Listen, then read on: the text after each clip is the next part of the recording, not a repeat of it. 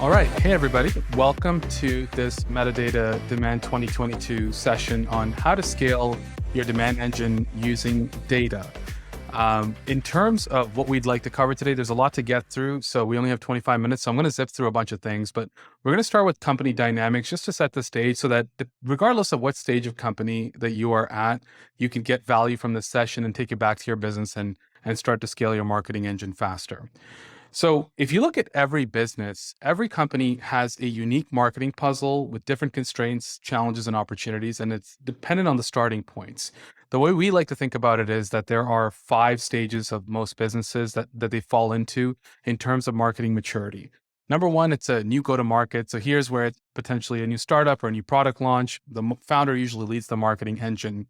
Number 2, it's a sales-led organization. A lot of B2B companies fall into this type of organization where sales is in charge of revenue and marketing is more of a supporting actor where they'd support the revenue targets with, let's say, sales enablement work, product marketing work, potentially some events and trade shows.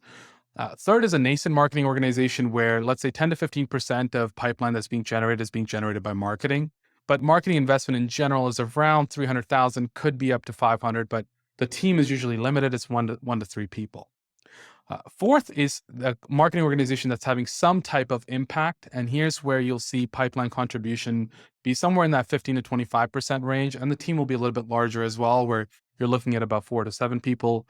And then very rarely you'll come across a very sophisticated marketing organization that has 10 plus people. The marketing contribution pipeline is 25 to 50%. In some cases, we've seen even upwards of 70% in companies like this. And if you were to take all the B2B companies out there and plot them almost as like a scatter plot, what you would find is that most companies fall between the stages 2 and 4. And it's very rare to find somebody in stage 5. And so then the question becomes, how do we take a company that's in between stages 1 to 4 and help it graduate or gain maturity to the point where they get to stage 5 as an organization?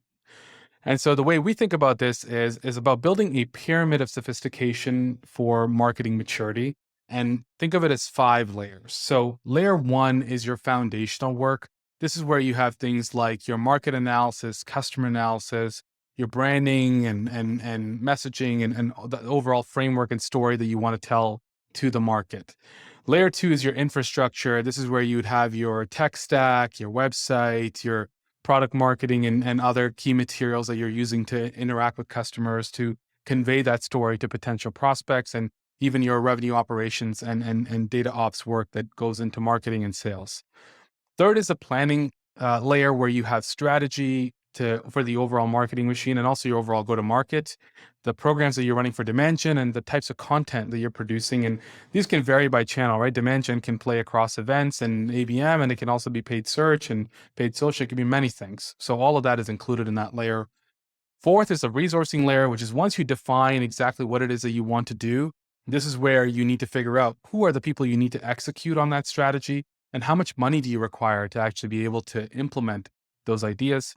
And then finally, the outcome, which we all want, which is revenue growth, right? So boards often start with saying, we want to drive revenue growth faster. How do we get there as quickly as possible?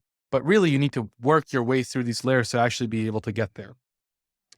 And what we find is when we come across companies, usually they have some of these boxes filled out, but not all of them. And oftentimes companies are at risk because they have like a scattered amount of boxes filled out. So for example, they may have a good tech stack, like let's say they're on HubSpot and Salesforce and everything has been successfully migrated over, but they may not have a strong revenue operations function where they can actually tell you what is marketing's contribution to revenue. So, and every business looks different where the boxes might be filled out differently, but it's very rare to come across a company that has all aspects of the pyramid filled out. And so what we want to do is we want to work through each of these layers brick by brick and work our way through to the top of the pyramid where we're actually driving as much revenue growth as possible. And the way to do that is to snake your way from the bottom through to the top. So you actually do want to get through all the layers. Like to run a really effective demand gen program, it's not just about launching paid search campaigns. Well, you need to have a unique perspective on a market. You need to have a good product marketing house built out in terms of your message and your branding and all of that before you can actually run those programs to begin with. And so we need to have those foundational layers built before we can get to the revenue growth aspect. That being said, a lot of companies fall into a bucket where there's a high level of urgency to work their way through the layers to increase marketing's contribution to pipeline. So some scenarios include here is if a company has been newly acquired, and in those cases, there's added pressure to hit aggressive revenue targets and marketing's contribution to revenue needs to increase as quickly as possible. Two could be is if it's a founder that wants to exit their business and they want to increase marketing contribution to pipeline as a way to display that here's the potential inside this business and to be able to tell that story to potential acquirers. Third is our M&A platforms that are buying a couple of companies a quarter and they need to integrate those acquisitions faster and they need a playbook to work their way through this pyramid as quickly as possible so that they can get the most value out of their acquisitions. And then the last is periods of transition when, let's say, a CMO has been let go, there's a new CMO that has come in, or maybe we're hiring a VP of marketing, potentially the overall go-to-market has changed. Maybe we're going up market. Maybe we've introduced a new product line. Whatever that is, like the periods of transition require us to kind of rework our way through this pyramid so that we could tell a new story and ramp up demand gen campaigns as quickly as possible. And so the idea is that we want to get to, because we want to get to revenue growth as quickly as possible with the pyramid, what is the MVP version that will help us to get to that revenue growth without necessarily taking on, let's say, a 6-month rebrand project or redoing the entire website within our first 6 months as a CMO. And for example, that's one of the main reasons why CMOs get fired is they waste a ton of political capital in their first 6 to 12 months doing things that actually don't drive revenue growth. And so the way we think about it is that the top half of this pyramid is where the bulk of the value is created. And the quicker we can get to that part, the easier it will be for us to deliver on our targets. And so the way to do this is with data, and that's where we get to the core of this presentation. Is I'm going to give you guys a framework to think about this regardless of the size of business you are, the vertical that you operate in, whether it's a horizontal play or a verticalized SaaS company, if it's more of a high ACV, low TAM model, or a high TAM, low ACV model. Regardless of that model, this approach does apply. You just have to adapt it to your particular use case. So number one of the things that we find is that most software companies or B2B companies start off as sales companies and they just do not have full funnel tracking in place. And so as a result, what you have is sales reps and sales organizations that have quotas and pipeline targets and all that, but marketing in general does not have any revenue targets associated with their activities.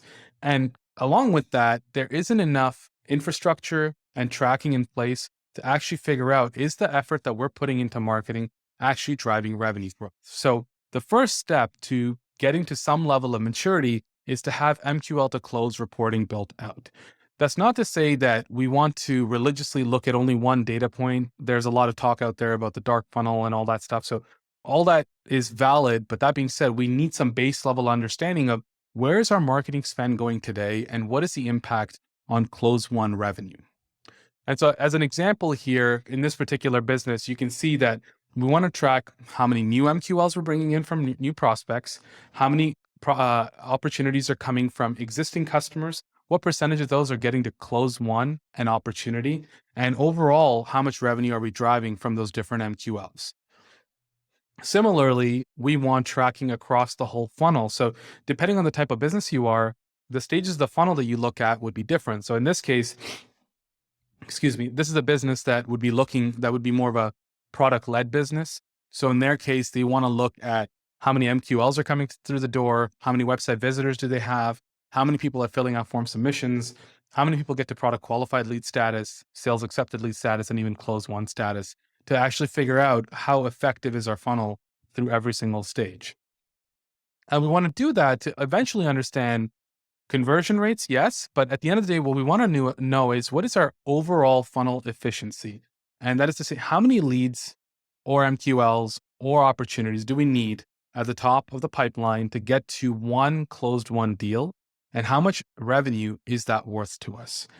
As another example, in this case, you can say that we spend, let's say, $70,000 in this particular company's case.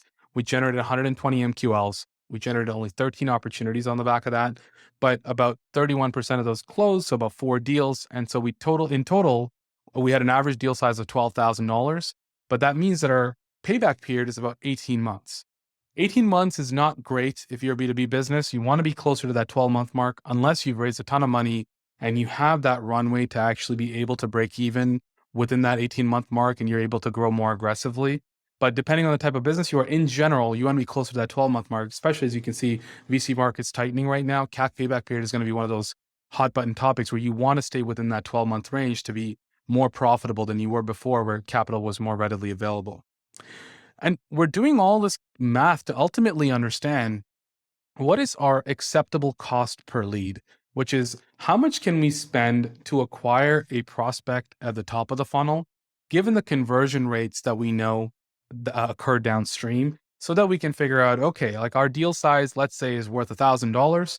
One out of every 5 MQLs converts to close one. So we can spend about $205 per MQL to acquire that customer. Conversely, if one out of every 100 MQLs becomes a customer, paying that much money for an MQL just doesn't make as much sense.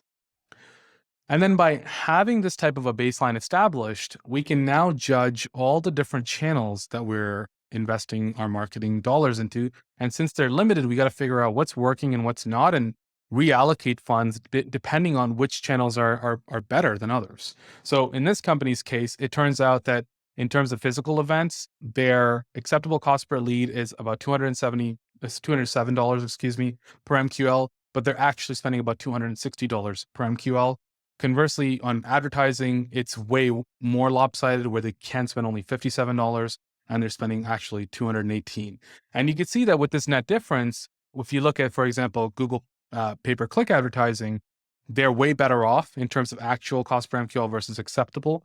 And so there's a lot more room to spend in that type of a channel, but some of their dollars are being allocated to less profitable channels. So we can immediately make recommendations through this type of an analysis to say, let's reallocate that budget. The one caveat worth noting is that something like paid search or SEO would automatically get a lift based on brand building activities that we're doing through other channels. So for example, if we ran a Super Bowl commercial, obviously you're going to see a lift in branded search if somebody comes and looks for your business. So we want to be mindful of that. But in general, you want to have these baselines established for every single channel to know what is my acceptable cost per lead and am I within that range or above or below that? And if I'm below that, well, I better reallocate my spend sooner rather than later. And another thing worth noting before I move forward is that a ton of marketing teams point out the fact that they are short on marketing budget. And this type of an exercise is a great way to find additional budget from activities that aren't that profitable to begin with. And this is one of the things that drives board members crazy is that there is a ton of funding or budget available for marketing teams if they were to actually go do this work. And if you brought that to the board level and showed this level of sophistication and showed that you are actually a steward of the marketing budget and making sure that it's being spent optimally, inevitably marketing would end up getting more budget. Next, we want to do the same activity at a campaign level. So in this case, we're looking at search where we're seeing a company that is spending a decent amount of money on paid media on Google search at least. And you can see certain campaigns are doing better than others in terms of pipeline and close one revenue per dollar invested. And that's that last column here on the right. And so some of the campaigns are doing really well where they're getting 4-to-1 or 5-to-1 as an ROI. And they have another campaign, this keyword cluster B, where they're spending $83,000, but their pipeline and close $1 per dollar invested is less than 40 cents on the dollar. And so this becomes an immediate opportunity where they can take that $80,000 and reallocate it to some of these other more profitable campaigns and likely find a good amount of pipeline back for the business and make this channel particularly more effective. And so this brings me to a basic concept in demand gen that we like to preach to our clients, and in general, just anybody who's thinking about launching or scaling demand gen and marketing for their business is you want to work your way backwards. So if you think about customers on their buyer journey across these swim lanes of awareness, knowledge, and consideration, a lot of companies will start with customers who aren't aware of the business and actually aren't even problem aware. So they'll create a ton of content in this bottom left quadrant where it'll be basic blog posts and articles to get them educated about the market. But there's a ton of customers who are available in this top right quadrant who are in the market, do understand the problem, do have budget, and are ready to make a purchase. And while it's true that from a growing the category and growing the market perspective, you need to be focused on educating. We'd want that at every stage of the funnel. But the idea is that we want to work our way backwards so that we can accumulate more political capital along the way. And in using data, illustrate that, hey, we started with a $500,000 marketing budget. Here's the ROI we generated on that. Now let's bump that up to $1 million. From $1 million, how much ROI did we generate? If that's effective, let's increase our marketing budget to now 1.8 million. And slowly scale from there instead of starting with a customer set that is far less educated, and our ROI on our marketing dollars will be far lower. And now it's going to take us a lot longer to get additional marketing budget to scale the business. And similarly, we want to do the same work across all channels and all campaigns and work our way backwards from people who are most ready to buy to people who are least ready to buy. And then as we get to people who are least ready to buy, we need to ramp up the amount of content to educate them and get them to understand why they should choose us over competitors, especially in a lot of markets where the product is more commoditized. Next, we want to identify opportunities to scale. So based on things that are working and not working, we want to take spend. So this is a very basic example. In this case, this company was spending about $24,000 in paid media. By showing that there's a solid ROI about 1.59 times their spend, we can make a business case to say, instead of spending $24,000 a month, let's now spend $50,000 a month. And now that business is able to increase their investment in those channels. On the content side, we would do a similar analysis, but look at it partially qualitatively to identify the biggest gaps in the buyer journey. And this is overly simplistic, but to say that in this particular company's case, they had strong content when it came to SEO, but they had barely any sales enablement content. So identifying that as a gap where if your conversion rates from opportunity to close are, let's say, 21%, but your MQL to opportunity rate is high, well, we need more sales enablement content to help those deals cross the finish line, or at least that could be one of the causes. And so because there's a big gap here, this becomes an area for the marketing team to prioritize to enable the sales team with more content when they're having those conversations so that more of those prospects get to close one and we increase our overall marketing efficiency. And the last part on this that I would say is, like, in terms of identifying opportunities to scale, you want to identify prospects or revenue opportunities that are beyond just demand gen from net new customers. I find a lot of marketing teams make this mistake is they just focus on net new when there is at a board level, a high level of interest and there's an investment thesis built out around strategic initiatives that extend beyond just selling net new customers. So in this company's case, that's launching a payments platform, launching a partner program, doing cross-sell, upsell across different product lines, and then also selling to Dream 100 accounts where there's a ton of revenue available. And so identifying how much investment we need to go after those accounts or those revenue opportunities and what is the likelihood of success and what the time to ROI would be, those become areas that we can make business cases to the overall board. And from a demand gen perspective, we might direct, let's say, 30% of our energy to convert existing customers onto our payments platform or cross-sell and upsell other products. And it's not about net new customers as much. And then we want to update our org structure. So based on the opportunities we identify, we want to change who's on the team or adjust roles so that people are focused on the right opportunities to help us capture those opportunities that we've identified. And for this, we need the right skill sets on the team, the right resources, and people that are working on the right things. And so as you adjust your work structure, you want to, I'm going to skip this because we're short on time here, but you want to build a hiring roadmap that targets the types of roles that fit the strategy that we have built out for the business from a demand gen, content, and every other initiative that we've identified.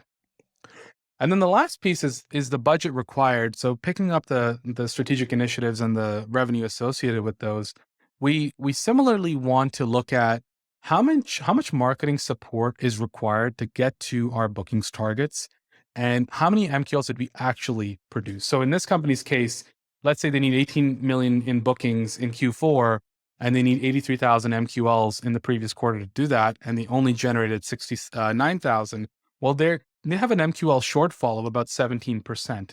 And so this becomes a business case or an explanation to why we need to generate more MQLs in order to be able to hit our bookings targets. And a lot of sales reps miss quota, not because sales is inefficient. It's because marketing hasn't had enough budget or not enough pipeline is being generated by marketing to be able to help sales to hit those targets. And then we want to be able to identify what is the overall marketing budget needed. So In this case, it might be that in terms of, let's say we need to generate 17,000 MQLs, well, at $150 per MQL, which is, let's say, our acceptable cost per MQL that we want to shoot for, we need a marketing budget of $2.6 million. In 2020, that budget may have been 2.3. So you're looking at an additional ask of $300,000 to be able to hit those targets. And then you want to stagger out your budget adjustments across a timeline to say, hey, we're going to scale these activities in Q1, Q2, in Q3 to Q4. We're going to ramp up, let's say, our marketing team. We're going to ramp up content production. Our paid media efficiency initially may take a dip, but as we produce more content and are able to be more effective on paid social, we're going to see a better increase in Q3 and Q4.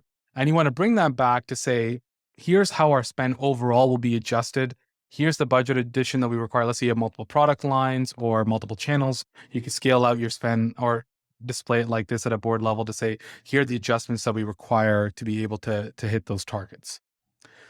And then I'm going to skip this slide to just come here, is just to say that along the fact that we had those strategic opportunities identified, we would identify those additional budget asks as well and find out outline which specific people we require to be able to hit those targets as well, and which is mentioned in our org structure as well. So the budget asks includes the program spend and the headcount increases that helps us get to our targets.